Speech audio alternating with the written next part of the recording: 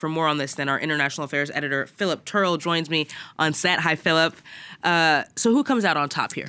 Well, I think there's one point to the government and another point to the Farmers' Union, the FNSEA, which has been behind the scenes trying to negotiate not only with President Macron, but also with Gabriel Attal, the French Prime Minister, who was the first one to speak yesterday, announcing a series of measures to satisfy the demands of the farmers, and they are numerous. The most important one being less EU bureaucracy. The farmers say that they can't compete with all the directives coming out of Brussels. It's far too complicated to implement them. There is too much red tape, and they want some of those measures suspended. They have got that. Second point, an end to unfair competition, particularly the Mercosur agreement. That has been shelved for the time being from France's point of view. They're trying to get Europe to shelve it as well. Also with goods coming in from Ukraine, and they also say that they don't want goods coming in from outside the EU that are not using EU-vetted products like fertilizers or hormones that are then being sold in the EU market where they are banned themselves. And decent earnings, in the knowledge that 18% of farmers in France live below the poverty line. They want to be able to live off what they're doing. Gabriel Attal has proposed 150 million euros to kickstart the economy and give that money to the farmers to help them get back on their feet. So all of that is good news. And with an eye on what has been going on in the background, because the French public support for farmers is extremely high, up to 85% of favourable opinion poll ratings in France, which is almost like a Soviet-style approval rating. So the government knows that it has to satisfy not only the farmers on one side, but keep public opinion happy on the other.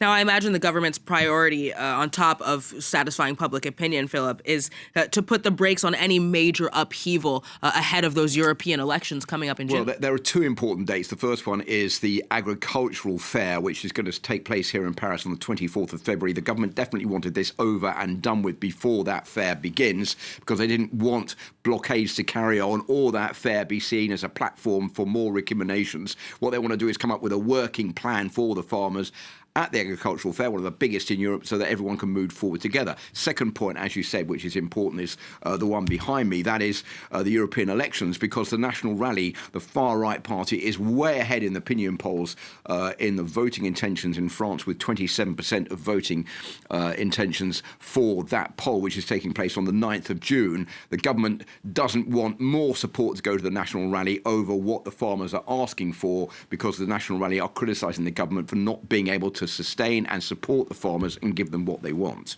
And this all comes as well after Emmanuel Macron held that press conference in Brussels Thursday after talks with EU leaders on the farming crisis. Farming, of course, farmers' protests playing out across the continent over the past several months. And Emmanuel Macron pulling the strings in Brussels, Gabriel Attal, the French Prime Minister, pulling the strings in Paris.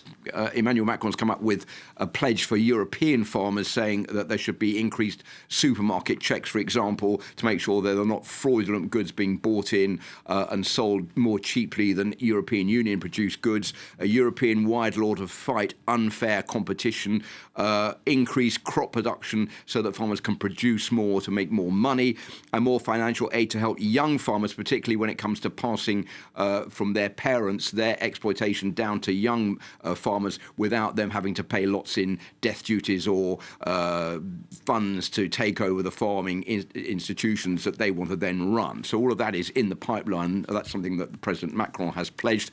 Is the French public in agreement with all of this? Yes, they are. The latest opinion polls say 59% of the French public agree with what the government is doing.